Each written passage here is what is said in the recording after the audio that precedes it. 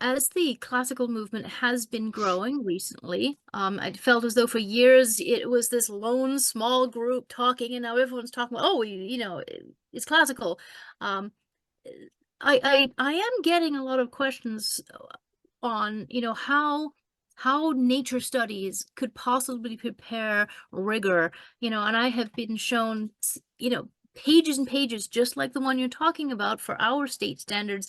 Will the student attending the school be able to meet this, et cetera, et cetera? It seems as though they're just playing a lot, or they're just, randomly reading books. It just seems very disorganized somehow. And in a way that also lacks the understanding of two key factors. And one is what child development really is.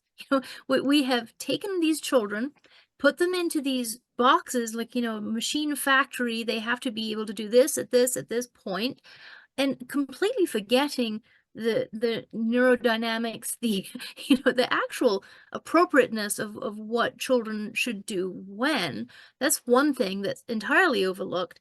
And the other is, when you look at a classical education or curriculum that is truly teaching these vital ideas, it is inherently rigorous. I mean, there is no way that a iPad or a box with a dancing mouse can compete with Plutarch or Shakespeare, versus, a screen with a preset thing. Because I was at a school where I was watching children with their little devices, where they would have to read out loud into the device, which was then telling them it wasn't reading it correctly. They then had to answer questions and then randomly press a button. And if they failed it, they'd go back and randomly press another set of buttons. And I'm just not sure how, these quote unquote standards with this mechanized system is supposed to shape or form anyone. Whereas this, when people come in and they sort of say, what do you mean they're sitting outside? We recently had a tree taken down, and we cut them into stumps. And now these children sit on these stumps outside in a circle to read or to, discuss something. And even the high schoolers will sit outside in a circle to do their rhetoric or have a discussion on something, you know.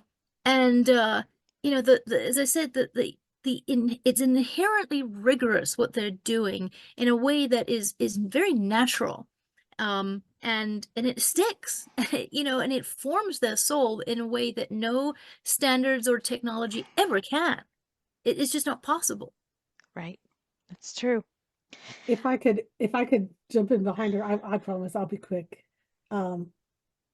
Because some of the things that Peach was saying there about science and everything, um, and that being the classical approach to science. And if you look through in history, the greatest minds and the greatest thinkers had exactly that kind of background. They wander around outside and notice things for themselves. And just to go back to your original question, as we started this discussion with, what makes classical education distinctive and different from, general education. And several people touched on this idea. I noticed that they're saying, oh, well, we don't ask this question, we ask this other question. We ask why, not how. And I think that the kinds of questions we ask as classical educators really set the whole process and the whole tone apart from, the utilitarian kind of questions about how we can, pass tests and how we can make use of the material world for our own advantage, instead of asking, transcendental questions about, how can I live in this world and be the best person that I can be? How can I make a difference?